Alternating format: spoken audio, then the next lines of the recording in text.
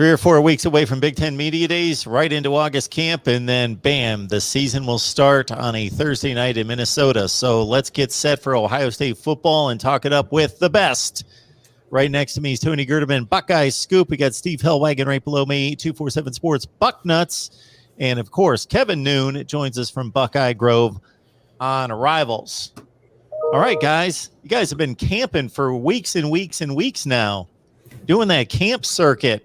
Kevin, I know that you were extremely pleased with the festivities from this week. Maybe we can focus on the positives starting on a Tuesday if you attended Tuesday's camp. Tuesday and Wednesday this week, right? Right, and Tuesday certainly was the bigger camp than Wednesday. Wednesday was added late per the wishes of the head coach on the turf field at Ohio Stadium. Much smaller in terms of known targets. You did have some guys that got invited back, but when you throw it together kind of last second, sometimes the list reflects that, and that's not taking anything away from Tegra Shabola, who was there in the morning session, or Braylon James, who was there in the afternoon session. But Tuesday, let me tell you, it was probably the best group of receivers I have seen at a team recruiting camp ever. It rivaled a lot of national camps I've been to, and that's a good thing. You had a crew come in from South Florida, the South Florida Express 7-on-7 team. Their receivers, their skill position guys were up there. You had Carnell Tate, the wide receiver 2023, originally from Chicago, but he's at IMG. He was there. You had Anthony Brown out of Springfield. He was there. He's working hard to get that offer. Let's just put it this way. Not a lot of footballs touched the turf. You had pretty good quarterback play and even better receiver play. That's going to be the biggest thing that I'm going to remember from that camp, was just the amount of talent that was out there that Brian Hartline and Ryan Day and everybody was able to watch. It was quite the display. Yeah, and our guys were all excited about the Tuesday session as well. It's saying like this is one of the most talent-laden camps they've been to. I, of course, was able to cover it from home as the news desk, and I was able to stay out of the bright and burning sun. And so it's still just, you see all the clips from everyone. I know Carnell Tate is a guy that Ohio State fans should really get to know. Much more likely he ends up at Ohio State than Brandon Inniss at this point, but it's not like Brian Hartline's going to give up on bringing in the nation's number one receiver. That's not quite his style. In fact, his style is to bring in the nation's number one receiver, and so he will continue to do that. You give him a puncher's chance and maybe more than that. And just the amount of skill that came in, and not even talking about the guys that I was really impressed with were Brennan Vernon, 5-star defensive end out of Mentor, 2023. Luke Montgomery, a growing offensive tackle out of Findlay, who is like a top 50, 60 player now, but is just learning the position, but is incredibly mobile and is, 250 pounds at this point, is going to have to get bigger, but showed really good feet. And I think he's a future 5-star guy. And just seeing those guys go at it, along with Derek LeBlanc, defensive lineman out of Florida, who Ohio State could maybe push for. So I was impressed by watching the line, and I know the one-on-ones at camps with the defensive lineman and offensive lineman are geared towards making offensive linemen look silly. And the fact that Luke Montgomery didn't look as silly as a lot of other guys, I think speaks to just how good his feet and his hands and his ability to learn from getting beat and take the coaching in immediately and put it into action. Yeah, I'd reiterate all of that stuff that the guys said. I think Tuesday on campus was a big day. They had over 10 guys who are ranked in the national top 100, and I think that says a lot right there. So between 2022 with Caden Curry, who is making I don't know if it was an official visit or an unofficial visit, he's ranked number 88 overall nationally in the top 100 for the 2022 class. He's a defensive end from Indiana. And then you come up to the 2023 classes, these guys mentioned. You had Brennan Vernon from Mentor, Ohio. He's a top 20 prospect. Derek LeBlanc from Kissimmee, Florida, and Orlando. He's ranked 54th. Just a ton of great talent. Luke Montgomery, Findlay, he's ranked number 53 in the country. So an offensive lineman. So much to see there on Tuesday, and the skill positions were just the same with some of the guys we saw there, Jaden Osbury and Tamir Robinson at the linebacker positions. Brandon Ennis, the number 7 overall player in the country at wide receiver. One of our guys said that Tennessee, other than the guys they have verbaled, they couldn't get anybody of note on the offensive line to come to their camp. So, I mean, when you hear that about a school like Tennessee, I know it's just an isolated anecdote. And then you hear that Ohio State had 10 of the top 100 players in a given class on campus on one day, with like 4 or 5 of them in the top 50. I mean, it just kind of speaks volumes for the job Mark Pantoni and the assistant coaches in particular have done to shake those trees and get those guys, to get them to fall out of those trees and come to Ohio State and, come and make those visits and attend the camp and work out. And so to me, it's been a tremendous, tremendous month for Ohio State. Have the verbal commitments come in yet? No. Not really. I think just Caleb Brown, the wide receiver from Illinois, and then the running back here recently who committed as well. Those are the only 2 so far. So a lot of work still to do to get guys committed for 2022 and really get 2023 off to a good start as well. I think it was interesting, Steve, you mentioned Tennessee's struggles. Let's not also forget that Ohio State just got a commitment from a Tennessee legacy in running back Dallin Hayden, whose father Aaron. That was the player whose name I couldn't think of. Yeah, played at Tennessee, and it just gives you an idea of how things are going for both programs right now. And to add to that, let's not forget that Bennett Christian is also a legacy as well. So Ohio State is definitely eating Tennessee's lunch along with its own in terms of the recruiting circuit. I've had the opportunity to speak to Dallin at length before. I've had the opportunity to speak with Bennett, and they certainly felt the lure and the pull to stick with the family business, so to speak. But Ohio State is just out there doing special things, and it would not surprise me to see other legacies follow in suit. Somebody like Jaden Osbury, maybe, probably not, but you got to go out and shoot your shot.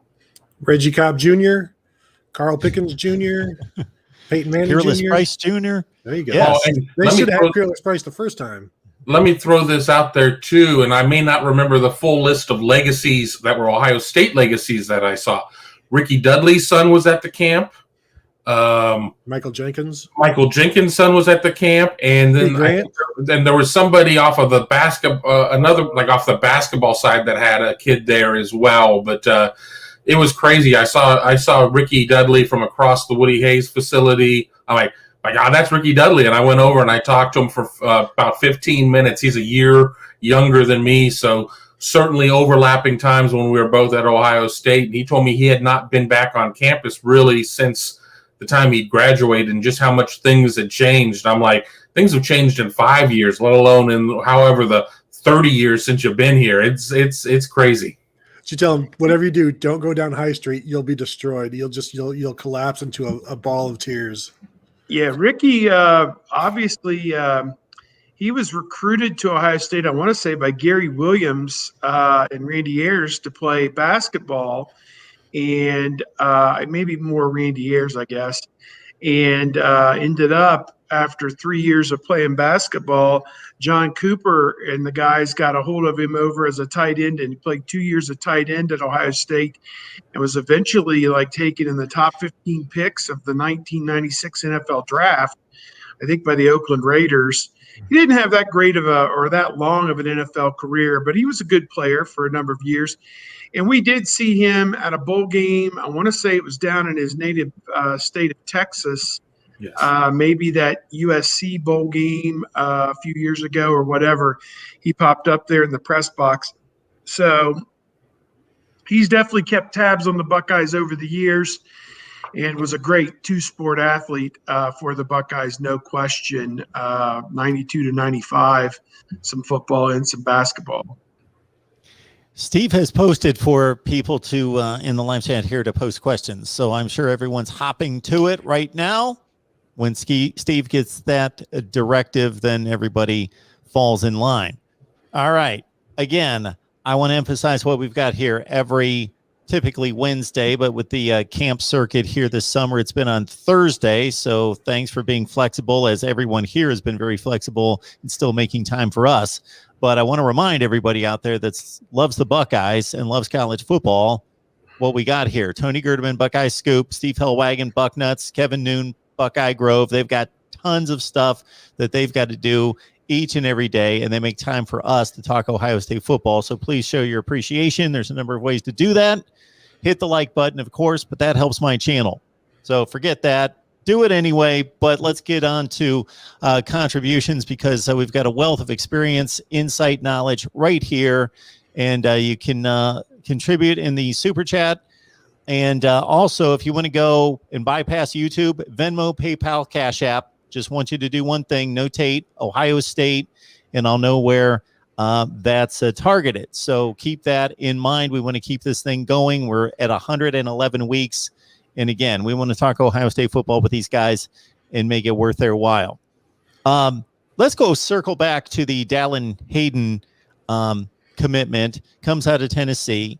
And me, like your typical knucklehead who doesn't know a whole lot about recruiting but follows it as much as I can, I gravitate right to that position ranking. As soon as I do the Buckeyes got to commit, 24th rated running back. I think that was the composite.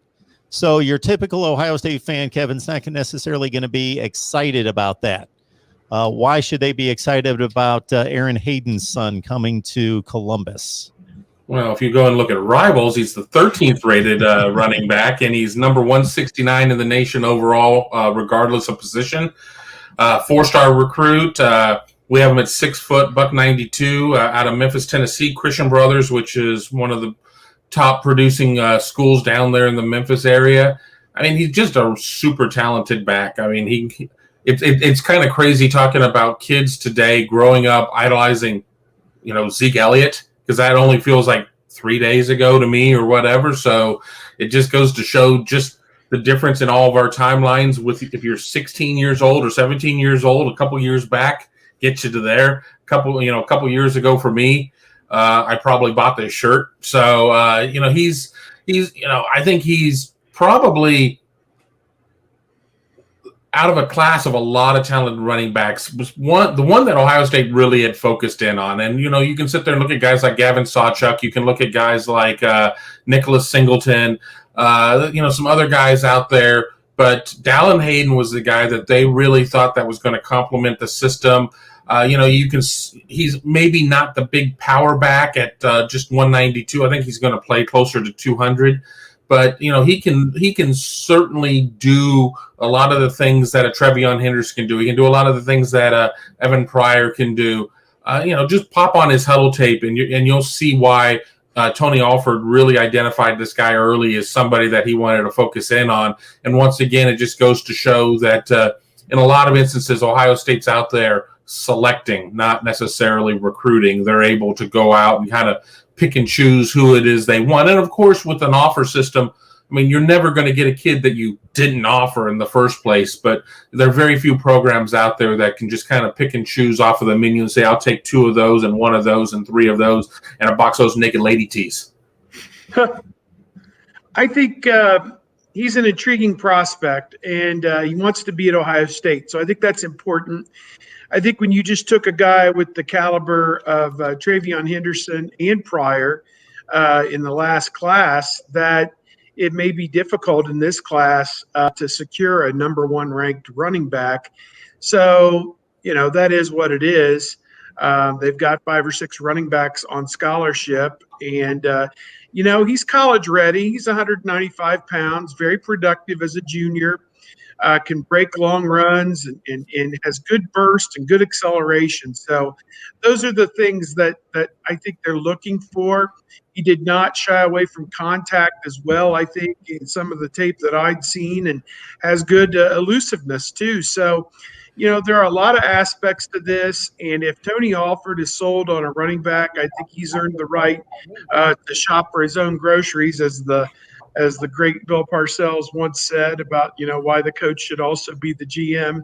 So, not that a lot of those type setups have netted a lot of Super Bowls over the years, but at any rate, I think that this is a guy that Alford and Ryan Day are invested in, and they like his willingness to be a role player and to take the situation as it comes, and to understand that you may not play a whole lot the first year, but that's also to your benefit, and you learn, you develop, and then you hit the ground running when you get the chance and the opportunity to play. So a lot of guys in the mix there at running back, and he'll be one of them when he gets to Ohio State in the year 2022.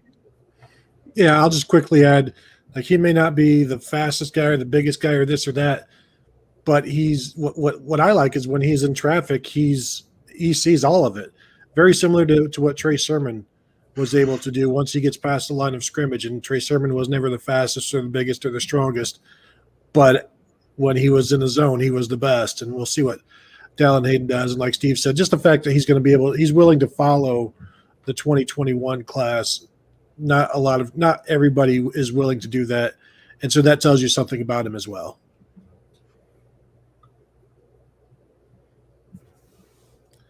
Mark, I think you're muted. I am muted. I've been doing that since getting past this chest cold, so I'm coughing constantly. I don't think anybody wants to hear that, and they'd rather have me muted and not hear me talk than hear that. Anyway, we should have just let you go. See how long you would go. The hands are waving and I went like 8 minutes a couple weeks ago on that, and I got all sorts of comments about being the best mime in the business. To do the math on the rankings, I always default to, when Kevin jumps in with Hayden being number 13, he's number 24 in the composite. There's only 3 services that make that up, so somebody's got him in the 30s. So that's just I always just wonder about that kind of disparity in evaluations. But probably that 4-letter network. Yeah, they got laid into the recruiting game, and maybe not as credible as the other two. All right, Steve, we're asked for the latest on JTT. Yeah. Of course we are. The outstanding defensive lineman, JT Tuamoalo. And again, I apologize if I butcher that every time I try and say it. Since we last talked, he would have, I guess he would have visited Ohio State and then went off to visit Oregon here the last several days. And one of the guys from our network, Brandon Huffman, has done a good job kind of staying on top of the situation with JTT. And he wrote a really good article after his Ohio State visit detailing he must have talked to him for several minutes about this, because he had details on everything he liked about Ohio State, Larry Johnson, the players, everything else was such a positive. And people on our message boards, there's a lot of behind the scenes scuttlebutt of, what do you think? Well, if he really liked it, he would have committed, not visited Oregon and Alabama. Well, I didn't really ever expect him to commit on the spot to Ohio State anyway.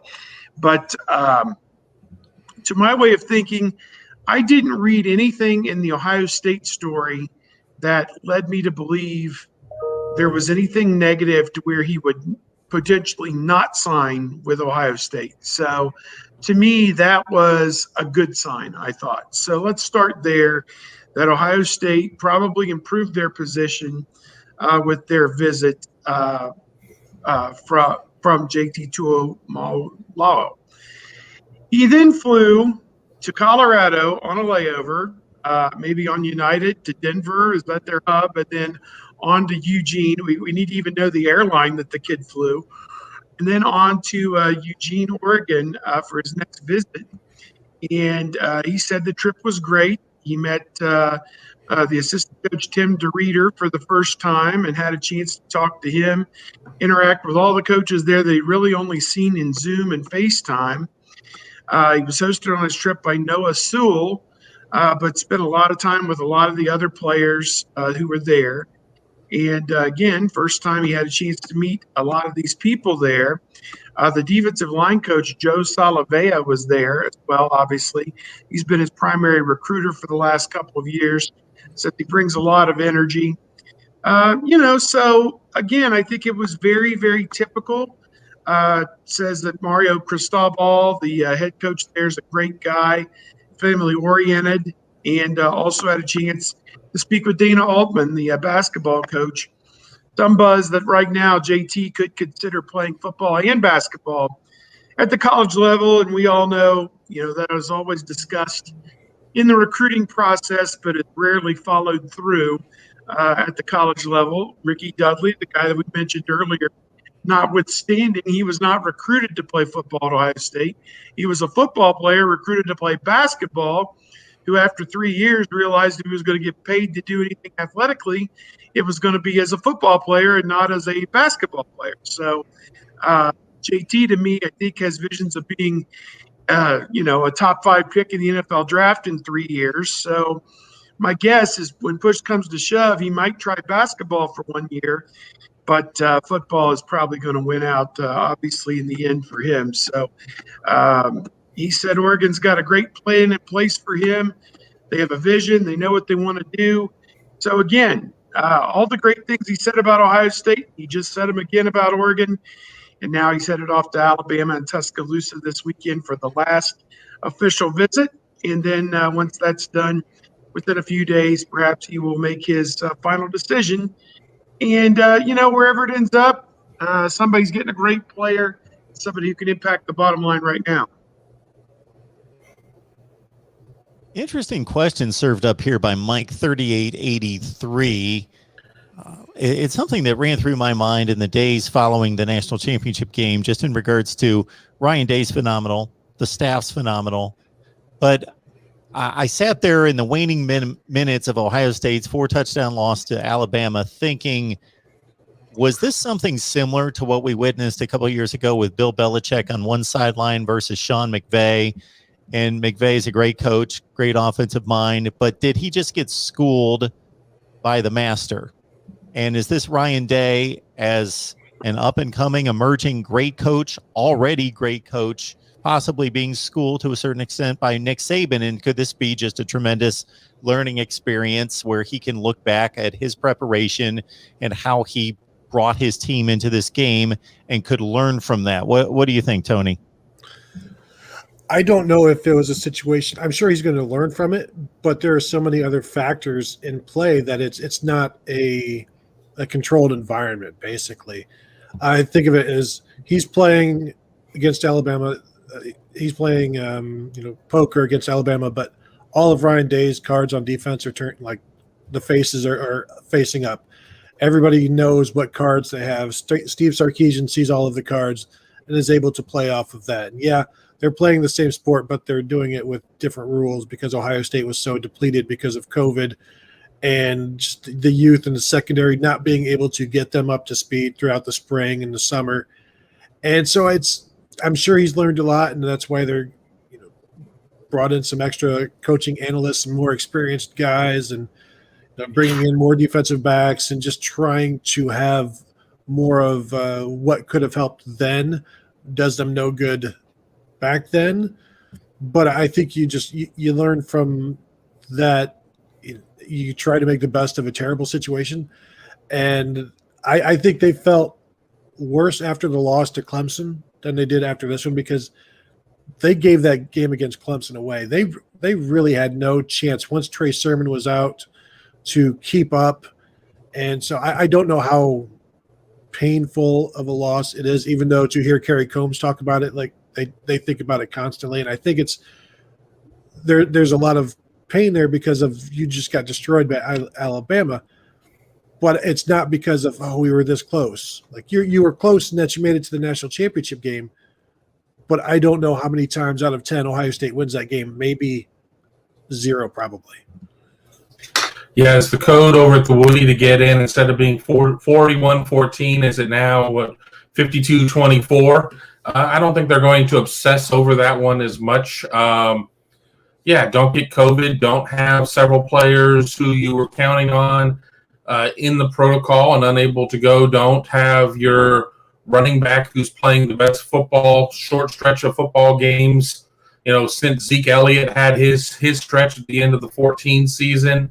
I don't think you need to be a mastermind to see the issues that Ohio State had in its secondary, even under the best of circumstances last year. But yeah, with what Steve Sarkisian, with what Nick Saban, with what everybody was able to do there. I mean, you had the Heisman winner. You had probably the guy that would have won the Heisman if not for the situation of what went down. It was not as much of it being just a schooling. It just, I think in a lot of ways, just based on personnel issues that Ohio State was dealing with, maybe just some schematic issues due to those personnel issues or whatever. It was a bit of a mismatch. I think that if Ohio State had its full complement of players, I think Alabama still wins the game, but it's not 52-24. Maybe it's 52-42. I think Ohio State left a lot of points on the board. I think that they still got jobbed out of a touchdown. Even after replay, Ohio State probably should just petition not to have replay in postseason games because it doesn't seem to go very well for Ohio State unless James Skalski's involved. But beyond, and I've seen that Clemson game countless times because that was the only thing on the Jumbotron at all of the camps. So I've had the opportunity to see that game all the way through, probably about 14 times over the last couple of weeks. But yeah, I think there's still some lessons that Ryan Day can take out of it. But I don't know if there's anything in there where it's like, wow, we just really didn't plan properly. I mean, they had to roll out Marcus Crowley, who admitted after the game he wasn't really ready to go at that point at running back because when you lose Trey Sermon and Master Teague may not have been 100 to go there, and he certainly got slowed up, and you're dealing with some other issues. You don't have Mayan Williams in that game because he's back in Columbus. Just not a lot can be done. And Justin Fields was beaten up before that game and didn't practice, but maybe once or twice before the Alabama game.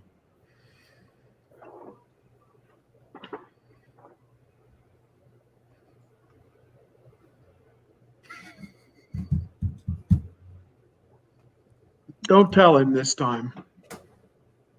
Here we go again. Yes. We'll keep a counter. Anybody out there, you can, yes, keep count along with everyone else. Steve. Steve was not anticipating my question. Maybe he was. He's just making No, us I just wait had to turn the lights on in here. I noticed my lighting wasn't very good. Any thoughts on Ryan Day's preparation for the national championship game, Steve? Well, I think the whole thing's a regrettable situation, the way it all worked out. Unfortunate, regrettable. You only have an opportunity to play for a national championship every so often. This was the fifth time Ohio State's made it to the championship game in 20 years. So right now, Ohio State's making an average of once every 4 years over the last 20 years at least. And if they can continue on that pace, or really honestly, I guess this was the second time in the last 7 years. So, it just wasn't in the cards for them. I think the right team won the game. I think even at full strength, Ohio State was going to be hard pressed. I mean, the show that they put on, Alabama had the better team. I don't think there's any doubt about that. The show that the quarterback, the running back, and the two wide receivers put on was something that you don't see that very often. And if Ohio State put extra guy in the box to stop the run, they just flipped it out to the wide receiver and he picked up 15 yards or 20 yards or whatever. If they backed the guy out of the box, they gave that quarterback full reign to change the play, give it off to the running back, and 15 or 20 yards. Ohio State had no answer for them defensively, none. They were in that game for 2.5 quarters, and finally Ohio State or 1.5 quarters, Ohio State blinked when they had to kick the field goal, and then everything kind of unraveled after that. So they had to match them touchdown for touchdown, and they could not do it. And Alabama's defense was better than Ohio State's defense, no question about it. If you matched them side by side, Alabama's offense on that one night was better than Ohio State's offense if you matched them side by side. So, to make the championship game in what was such a crazy, unusual year was a major accomplishment for Ohio State and nothing to sneeze at. And, it just was not in the cards for Ohio State to win the national championship last year. And, understandably so. When you're missing 3 or 4 of your frontline players the way that they were, and Alabama was really only down the offensive linemen who didn't play, that kind of tilted it in their favor. So that among many other things. So, and they were just better. So sometimes you just tip your cap to the team that was better. You discover the areas that you need to make major improvement on, and you either go do that and solve your issues and come back a better team for it, or you go the other direction and don't even make the playoff the next year. So I'm interested in seeing what happens with Ohio State this season. Well, we're on this theme of Ohio State being compared to Alabama, and then also the national narrative and comparison across the board for the standard, the bar of winning national championships. I'm going to run through these unit rankings according to Athlons, and I'm going to serve up a unit. You guys, I'll just list the notables. I'm not going to go through all 10. You guys tell me if there's anything that stands out to you. And of course, these rankings aren't perfect. They're preseason rankings, but they give us some indication as to who's strong where. So at quarterback, Oklahoma's 1, North Carolina's 2. That's, of course, Spencer Rattler and Sam Howell. Okay. Alabama's at 6 with an unproven quarterback, of course, and Ohio State's at 9 with unproven quarterbacks. Yes. Anything? Nothing? I'll move on to running backs. Alabama's 1 at running back. Georgia's 2. Ohio State's 7. That sounds about right. I think Teague is okay. I think Teague has a chance, if they start with him to kind of set the tone. But Ohio State's got some other guys, Travion Henderson in particular, Mayan Williams, who deserve to play and are going to show that they deserve to play. The unit may actually end up being stronger than 7th in the country, but right now, just based on the fact the only one who's ever done anything of note at the college level is Master Teague, that's probably about right. They don't have 2 or 3 accomplished guys, certainly. I mean, Mayan Williams had like 15 carries, and people are, agog over how great those 15 carries were, but they were just 15 carries. So, Henderson is going to get his feet wet. And, if he sparks a couple big plays early in the season, it could be his job. So you never know. Interested to see how it all shakes out. I think when your starter is Master Teague and everybody wants to see Master Teague replaced, I think that kind of tells you that if your starter isn't as good as the other players, maybe the unit isn't as good as you think. And if you're relying on a freshman to come up and be the guy. So I think it's a top 10 position group in the nation. I think it's something where they'll be higher maybe by the end of the season than they are now, because I still think they have to find their way as to who it is. But I'm confident in most of the guys in that room that they'll be productive. Yeah, I think everybody has a little bit of a different idea of who the guy should be, because for a lot of them, we've seen glimpses. We saw, of the 15 carries that Mayan Williams meatball had. I mean, he still hasn't been tackled on a lot of them. I mean, we certainly saw pre-ACL injury a lot of things with Marcus Crowley. I think that we could still go back and see moments of where Master Teague really looked good. But, people are quick to forget that he had another Achilles injury, as Achilles injuries have kind of plagued the team over the last couple of years and had never really seemed to be 100% right. So I think they have the pieces there to certainly be a higher end top 10 team. But, if we're going to put them at 9 at quarterback, sight unseen with 3 quarterbacks that we've only seen play thud ball in a spring game, I think 7 at running back certainly is more than fair with, a bunch of running backs for the most part that we've only seen bits and pieces, and the one running back with an extended resume, we really haven't seen it 100%. I want to jump back to the quarterback situation because I have Phil Steele's magazine, this year's edition, in front of me, and he has Ohio State. His quarterback position ranks 31 nationally, which is considerably lower than 9th. And in fact, he's got, I believe, he's got Ohio State, I think, 5th in the Big Ten, behind such schools as Indiana at 18, Wisconsin at 20, Purdue at 29, Nebraska at 30, Ohio State at 31. Also of note, Kent State at 14, which gives you an idea. And this is something I talked about on my podcast today, so I don't want to command this conversation. But also, he didn't have any Ohio State quarterbacks in his top in any of his 4 All Big Ten teams. He does 4 All Conference teams, so no Buckeyes there. But in his top 10 Heisman favorites, C.J. Stroud is number 7.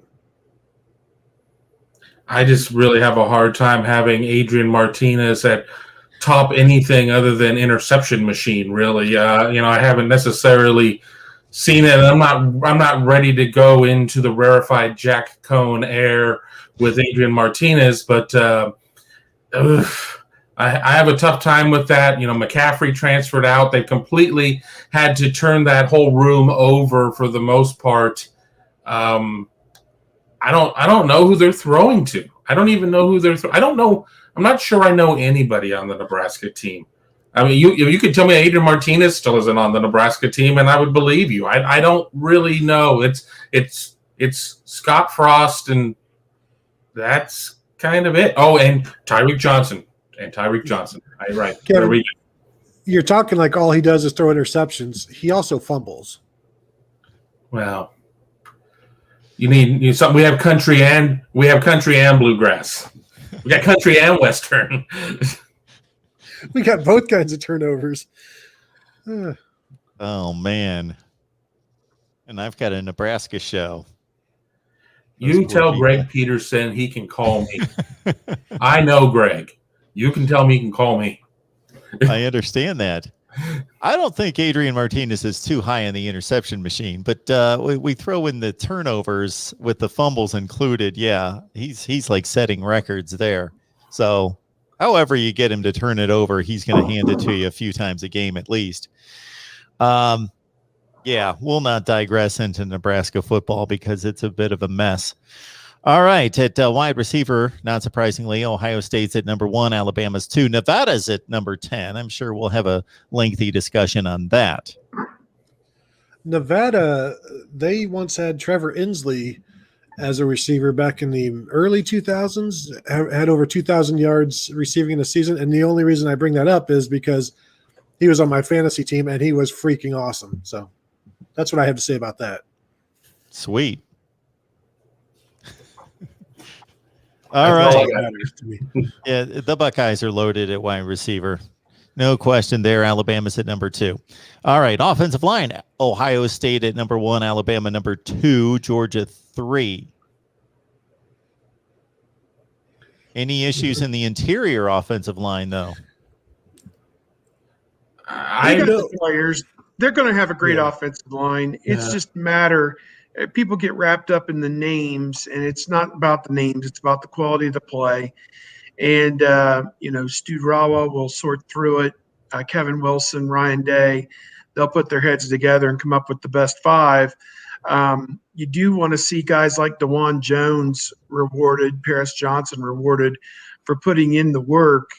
to make themselves Big Ten caliber offensive linemen, as it appears that they have. But whether they're going to start or not remains to be seen. Matthew Jones is kind of in that boat as well. And what do you do with a guy like Luke Whippler, who may be your best center, but may not be one of your best 5 offensive linemen? So it's going to be very interesting to see how that all shakes out. But you lost 2 great ones with Wyatt Davis and Josh Myers, and now you're going to replace them. But to have both your tackles back, that says a lot right there, because I don't recall either of those guys getting beat a whole lot off the line of scrimmage. Petit Frere did a bang-up job as a first-year starter. So to my way of thinking, Ohio State's going to have a top 10, top 5 offensive line in the country by the time the season comes to an end, I think, provided there's not wholesale injuries or something, bad happens. Yeah, I wonder where the Ohio State second team line would finish. I mean, maybe nationally we're getting kind of crazy there, but where the second team line would finish within the Big Ten, because I think that Ohio State is blessed with a lot of depth. I'm not exactly sure what the second team tackles look like. Obviously, you kick Paris Johnson out from guard to tackle to put him on the second team. But I was just talking to somebody just yesterday about DeJuan Jones, and they were asking me if he had what it would take to be able to get, be on a first-team guard. And I said, well, you got to get Paris Johnson out there. You've got to get his clock moving, get him out there playing. And then, honestly, I think it's the runner-up between Matt Jones and Harry Miller that slides to the other guard position. So, in short, I told him I think DeJuan Jones is going to be your 6th guy, and he's going to be, potentially a sub at any of 4 positions. But it'll be interesting to see how much they're going to try and get that depth going. I mean, hopefully playing a 15-game season, there should be a lot of opportunity. But with that being said, you also, offensive line is certainly a position that plays as a unit.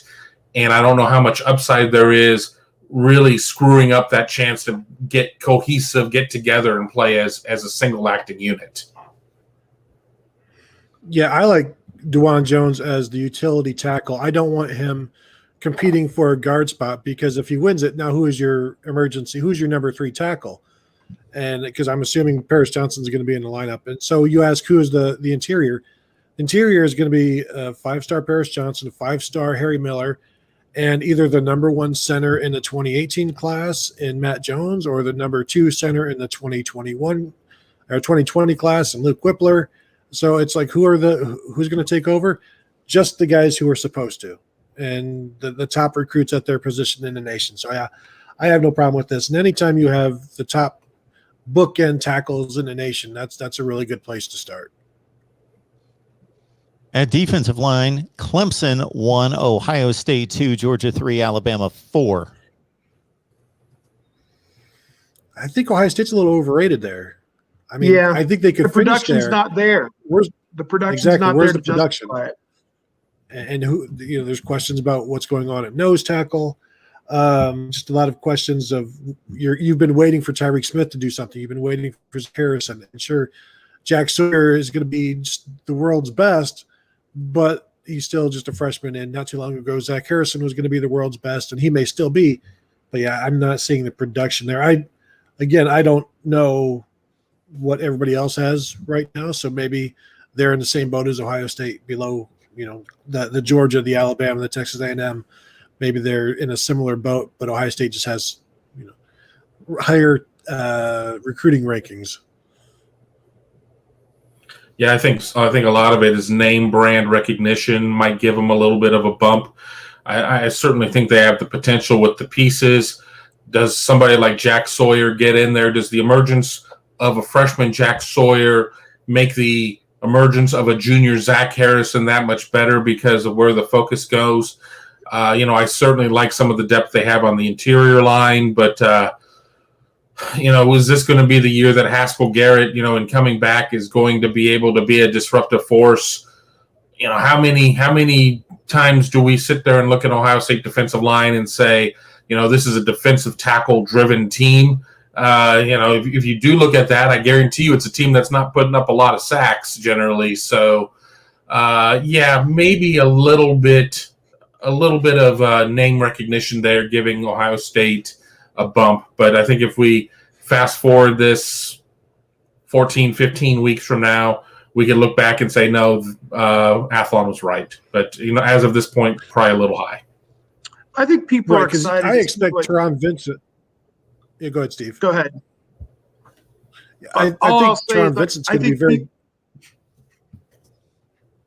You go. All right. Teron Vincent, I expect him to be do very well, have similar impact to Haskell Garrett. I seem to be behind on my timing here. And then also, what does this look like with JT Tuimoloau? You add him in here, and then maybe things are looking like maybe the number one class or the number one defensive line. Yeah, all I'll say is people are excited to see if Harrison and Smith can live up to their press clippings this year and be those, to put them in the same category as the Boses and Chase Young. I'm not even sure that they can reach that level, but it'd be nice if they could at least approach that and give them, some type of pass rushing threat. Garrett, to me, to have him back, he was some people thought All-American, and I think when you're a defensive tackle and you're playing on a really good team and pretty good run defense, and you have that play against Michigan State where you bat the ball to yourself for a touchdown, you show your athletic ability. That's kind of like the Doug Flutie throwing the ball for the Heisman Trophy. It kind of, cemented him in some people's minds as the best defensive tackle in the country, even if maybe he wasn't. So, plus, the story about what happened to him before the season as well, to overcome that kind of played in his favor as well. And he was very productive, and he was a wrecker at times on the defensive line, collapsing pockets and setting others up to make great plays, in the backfield. And if he's able to create that same kind of havoc, along with what Tony said with Teron Vincent, Antoine Jackson, Last Chance Motel, moving sidewalk is ending, please look down, now or never type thing, this could be a really good defensive line. On to the Athlon's top 10 linebackers. Alabama 1, Georgia 2, Clemson 3, Wisconsin's at 7, Ohio State nowhere to be found. Yeah, I was going to say, back when you would go and get your progress reports when you were in grade school, and sometimes you would get an I for incomplete. This one is an I for incomplete because we don't know what we don't know. Hell, they haven't even officially announced the transfer of Palaie Naoteote. That certainly changes the complexion a little bit. But even at this point, I don't know what his role is going to be. I mean, is he going – I think that at that point they have 4 or 5 linebackers. They're certainly not going to play like some sort of weird, 3-5-3 hybrid. I hope to God they don't go back to that 4-4 that never worked. But, I think that we certainly could see a good rotation of 4 or 5 guys.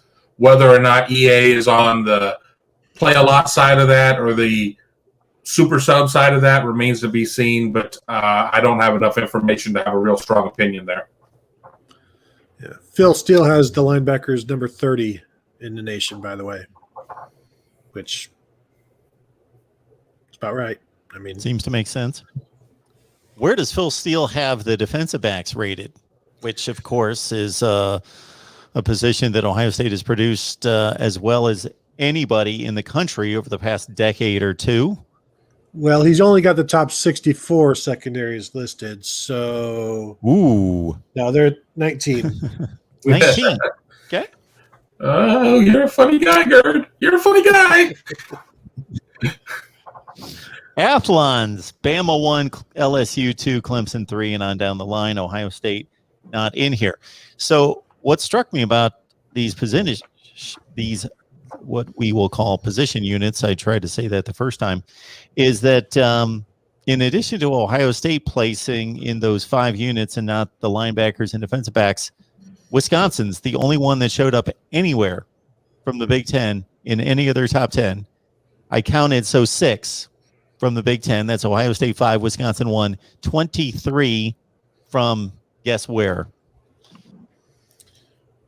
Kent State. The American?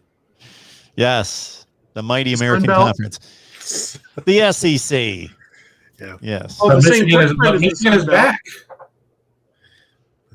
Athlon is just SEC. biased. Well, I mean, they are out of Tennessee. All right, moving back to the wide receivers, and certainly Julian Fleming's not a reason why Ohio State is ranked number 1 right now, but he could be. And Sue is asking about his progress in coming back. Had the opportunity to go around a corner and see some of the players just working out together around the facility. Julian Fleming looking good out there doing things, but you got to remember he's been hurt, toward the end of his senior season. Was not, physically 100% last year. If he's healthy, he'll get out there. But again, there's only one ball, and while you can sit there and go 5 wide, I mean, you certainly can get Julian Fleming out there onto the field, but until he's physically right and everything else, I mean, we're just going to have to see what's going to happen. How many receptions are you going to take away from Olave and Wilson to spread it out? But conversely, if it's for the best to be able to spread it out in some regards, because Olave and Wilson will not be here in 22. If you want to make sure that Julian Fleming is here in 2022, you better find him with the ball a couple times. Yeah, I saw somebody asked earlier in the comments about transfers. I think we've probably passed that window in terms of the portal with guys right now. Like the guys who have stuck around are now in the midst of summer workouts, and so I don't know if you guys would agree. I think they're here now. Like they're not going anywhere at this point. So if they're still here now, then they'll be here in September. That's how I'm viewing it at this point. I don't know exactly when my drop dead date was, but it's probably June 1st-ish. So I think everybody who is here now will be here for the season. I don't know if you guys agree or not.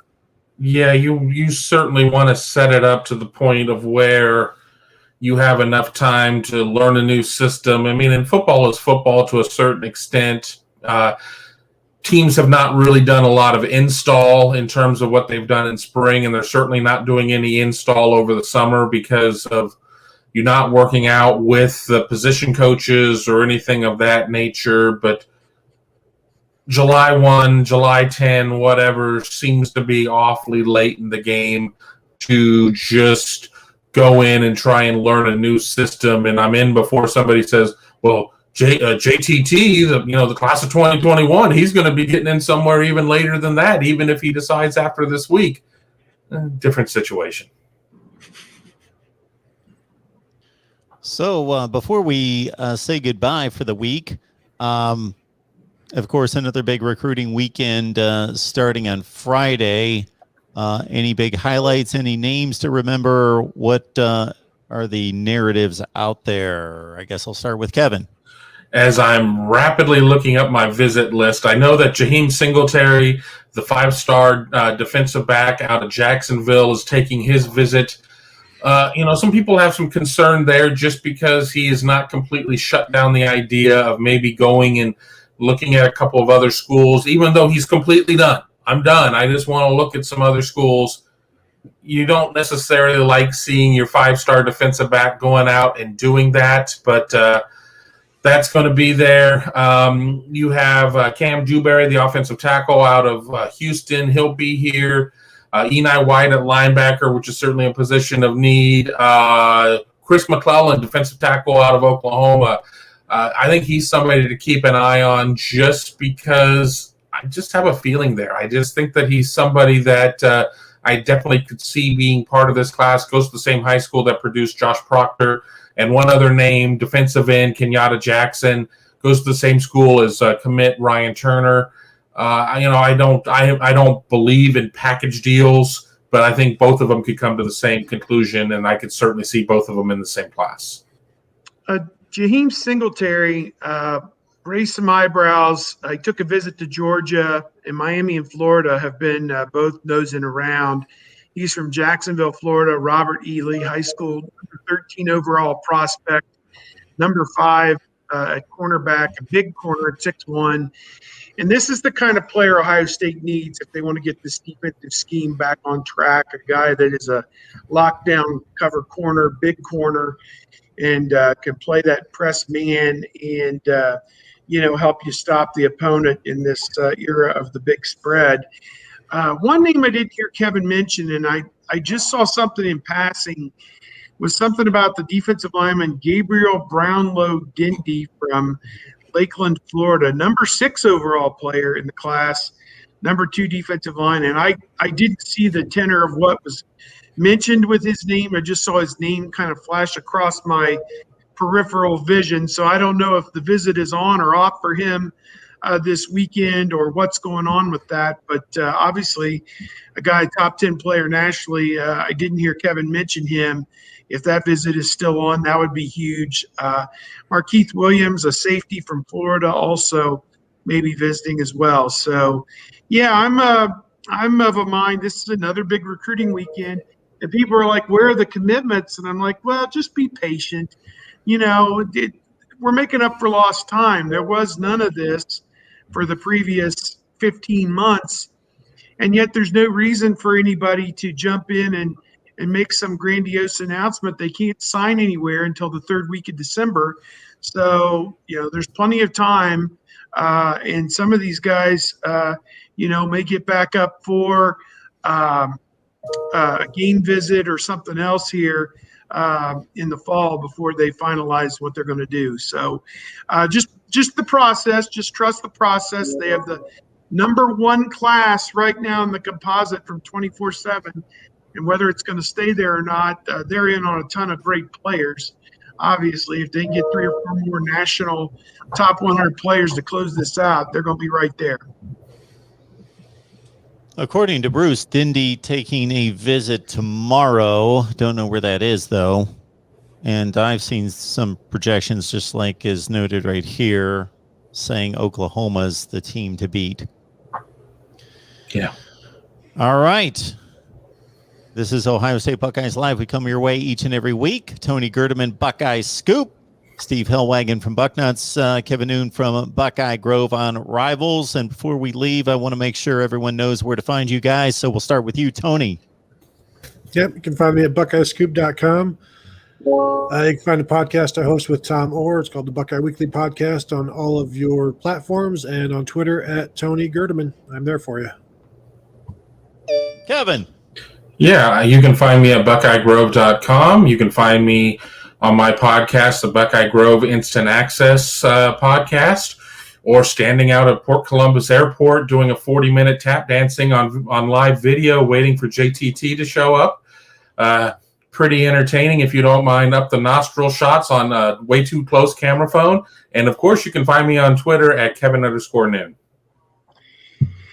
Done a lot of things in my career. Can say I've never been out to Port Columbus looking for a football player. The closest I can recall to this was when Cooper was fired. There was a big frenzy about Mike Bellotti, and I staked out the lobby at the Hilton out at Easton because that's where they thought he was being housed. And sat out there in the lobby. That was 20 years ago or 21 years ago, because it was the end of the 2000 season when the Koopmeister got axed. But that's the closest I've come to what you guys pulled off. And, man, that was great television, what you guys were able to produce out there with Clayton W. Hall and the Fever. So very exciting stuff. So, hey, when you're trying to get the number 3 player in the country, you pull out all the stops. And I said, where were the cheerleaders in the band, to play the fight the team, as he was coming out of security there. They should have really, really done it up big. But and the balloons and Brutus, I think that would have really said it perfectly. But no, fun times. We're covering it all at bucknuts.com and 24/7 Sports at Steve Hellwagon on Twitter. And this is cathartic for me a lot of weeks to come in here and kind of just share, just kind of unload all the stuff we've seen in a given week and to get ready for the next one. I know we're all glad the stupid summer camps are over. Steve's Is that the "Here, service I take it." provide? Okay. Yeah. Steve's just dumping it. I all love on the summer everybody. camps. So if you love the summer camps, no, yeah, it was a lot of work. I'll be on a beach in the Dominican next week. So good luck reaching me. With over 100 on the line, keep in mind that most of you missed much of the show, so the video will post here in just about 15 minutes, so catch what you missed. And also keep in mind that you can support the show by going to Venmo, PayPal, or Cash App. Search Mark Rogers TV, put Ohio State on your contribution. So we will see everybody hopefully sometime next week. So lock it on in here at the Voice of College Football, Ohio State. Thanks, guys. Yep.